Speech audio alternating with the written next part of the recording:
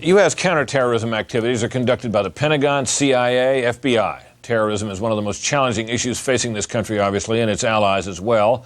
How should the Bush administration coordinate the U.S. counterterrorism and intelligence efforts? For answers, I'm joined by Vincent Cannistraro, former counterterrorism chief of operations at the CIA. He's also a former Defense Department special assistant for intelligence and was director for intelligence at the National Security Council under President Reagan. Welcome, sir. Nice to have you. Nice being here, Brett. Now, we keep hearing that our intelligence capabilities have deteriorated over the years.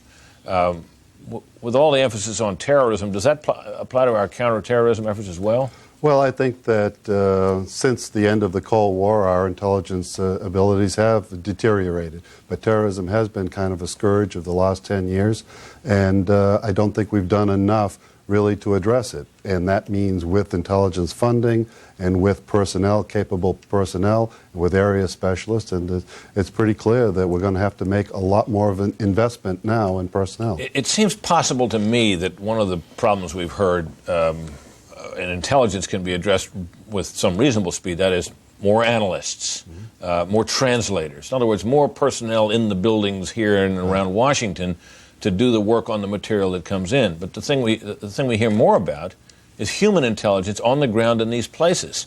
Right. That strikes me as a longer-term proposition. How long would it take to rebuild that kind of capability or to develop it? Well, we have to refocus our efforts. We have relied in a large measure on technical intelligence and technical collection. One, because we're good at it. Two, because it's cleaner than human intelligence. You're talking about satellite photographs. I'm talking about satellite. I'm talking about National Security Agency and its monitoring of electronic communications.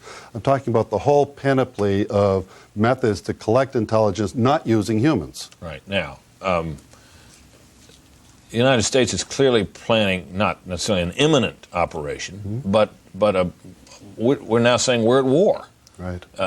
These kinds of capabilities, this sort of human intelligence is needed now, presumably.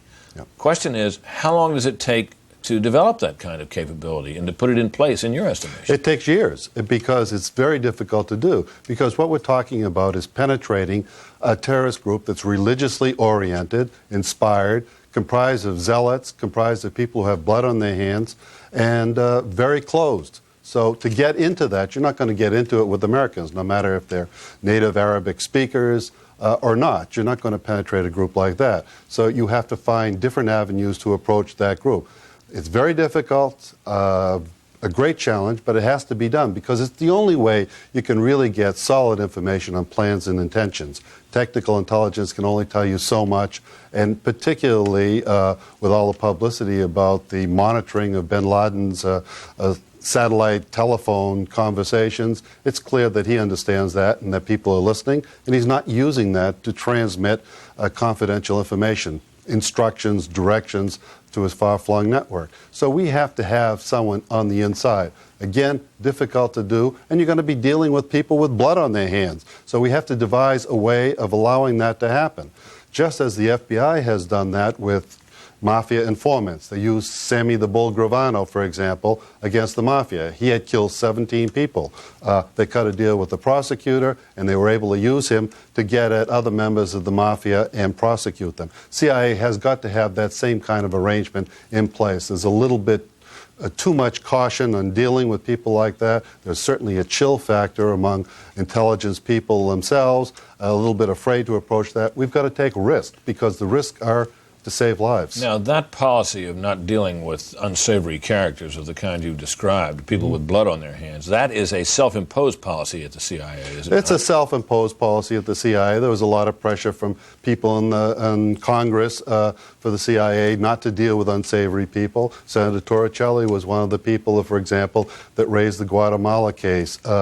Was the U.S. dealing with people in the Guatemalan government who may have been doing nefarious things and may have been responsible for the death of a Guatemalan who was married to an American?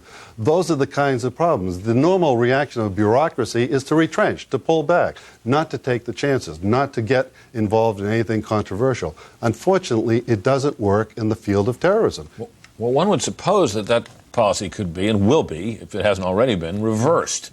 But then the problem that you described seems particularly important, and that is that you're dealing, as you put it, with people who are operating religious-based, which means you're not going to be able to bribe them. I assume that's what you're getting. It's very difficult to suborn people with this kind of religious fanaticism, people who are willing to kill themselves. These 19 people were suicide bombers, and they all killed themselves within 1 hour. That's extraordinary. You don't get that from secular organizations. You don't get that from state-sponsored groups. You only get it from this kind of religiously oriented fanatical group. It raises an interesting question, though, and I mean we keep hearing it said that there's a sort of an unlimited number of people who are willing to do this. This kind of suicide rate is profoundly against human nature in the sense that, I mean, you'd think the natural instinct is not to do that. Is it the case, in your estimation, that there really is a sort of an unlimited supply of recruits who can be brought forward to carry out these kinds of missions? There are thousands of alienated people. There are thousands of desperate people. Bin Laden himself is estimated to have as many as 5,000 followers with him in Afghanistan, and he inspires their following. He's considered not only a military leader, but a spiritual leader. And he believes that he's interpreting God's will, but more important, many of his followers believe that he's interpreting God's will. And once he gives an order, there is no shortage of candidates, of people who are willing to kill themselves in the pursuit of a violent action. Now, what about stepped up counterterrorism? Obviously means many things. Part of it, I suppose, is security within our own borders. What kinds of steps do you expect to be taken, and how draconian will they be in terms of our way of living here? I think we have to restructure our whole counterterrorism effort. And I think just bureaucratically, it's divided between the FBI and the CIA. I think maybe we need a specialized agency just devoted to terrorism here and abroad. The security measures that are going to come out of this basic post-mortem of what happened are going to be a bit draconian, at least in the short and medium term.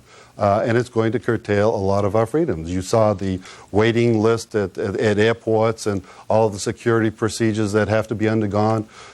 This is going to cause a lot of grumbling. Maybe not right now because people understand there is an immediate need for it, but later on it will. And it's a question of how long can we maintain this kind of security attention. It's occurred to me that if these terrorists